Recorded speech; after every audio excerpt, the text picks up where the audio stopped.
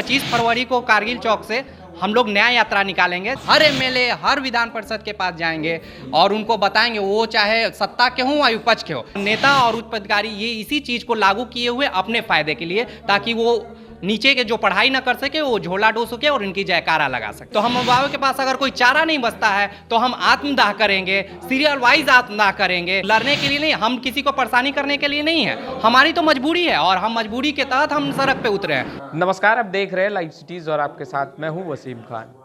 Corona काल में अगर सबसे ज़्यादा कोई क्षेत्र प्रभावित हुआ है तो वो है शिक्षा का क्षेत्र। स्टूडेंट जो हैं वो कहीं ना कहीं विद्यालय नहीं जा पा रहे थे क्योंकि लॉकडाउन के वक्त तमाम विद्यालय जो हैं वो बंद थे, पर ऑनलाइन पढ़ाई चल रही थी।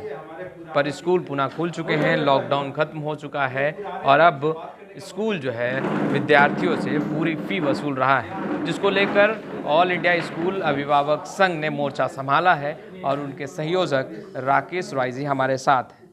सबसे पहले राकेश रॉय जी, ये बताइए कि आप लोगों ने मोर्चा संभाल लिया है और आप लोगों का कहना है कि कहीं ना कहीं माफियाओं के अधीन हो गया है शिक्षा व्यवस्था।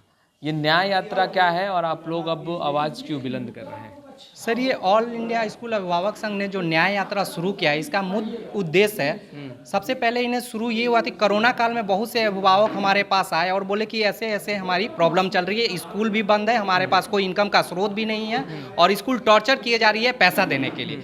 तब हमने कोई स्कूल से बात करने गए तो स्कूल वाले ऐसे बात बिहेव करते हैं कि हम तो पैसा वहाँ देते हैं, आपको कुछ नहीं कर पाया, वो पूरा का पूरा पैसा देने पड़ेगा।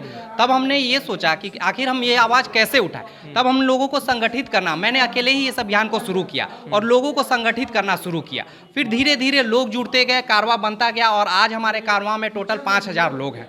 अब हमारा उद्देश्य ये है कि न्याय यात्रा के तहत जो भी या तो फी दे भी दिए हैं तो सरकार द्वारा इसको वापस किया जाए, क्योंकि इस अभियान में अब हमारे साथ जो लोग जुड़े हैं वो अभी तक हमारे 3 एमएलए जुड़े, कुछ हमारे संगठन के, कुछ अलग संगठन के लोग जुड़े हुए हैं और हम हर एमएलए, हर विधान परिषद के पास जाएंगे और उनको बताएंगे, वो चाहे सत्ता के हों या विपक्ष के हो, इस जनहित मुद्दा पे अभिभावक के रूप में हमारे साथ हैं, हमारे हाथों को मजबूत करें। और जो लोकतांत्रिक तरीके से आप चुने गए हैं तो लोकतांत्रिक प्रजा को, आप अपने जनता को, आप अपने जो उन्होंने आपको वोट दिया है उनके लिए आप फी को भी माफ़ करें और ये जो आदि अंग्रेजों के समय से शिक्षा प्रणाली चल रही है उसको खत्म करके समान शिक्षा नीति लागू किया जाए। मांगे क्या क्या है? हमारी 5 प्रमुख मांगे हैं सर।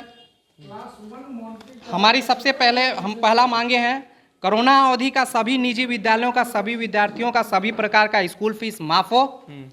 हमारी दूसरी मांगे हैं, सभी निजी विद्यालयों में बीपीएल श्रेणी के छात्रों का 25% नामांकन व्यवहारिक रूप से लागू हो, जिसकी सूची नामांकित छात्रों का जिला अधिकारी, जिला शिक्षा पदाधिकारी एवं ऑल इंडिया स्कूल अभिभावक संघ को उपलब्ध कराई जाए। हमारी तीसरी मांगे हैं, सभी स्कूल में समान शिक्षा नीति लागू करने के लिए एनसीईआरटी के द्वारा निर्धारित पाठ्यक्रम ही लागू किया जाए। चौथी हमारी मांग है, स्कूल बच्चों से संबंधित अपने सभी निर्णय में अभिभावकों की सहमति जरूर ले, साथ साथ हर निजी स्कूल में एक कमेटी बने जिसमें अभिभावक भी सदस्य हों।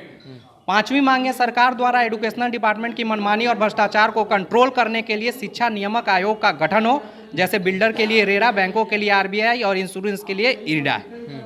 सर, ये बताइए कि आप जब पत्रकारों से बात कर रहे थे, पत्रकारों को संबोधित कर रहे थे, तो आप लोगों ने कहा कि बिहार की जो शिक्षा व्यवस्था है उसमें अब सूटकेस नीति चल रही है। ये सूटकेस नीति आखिर है क्या?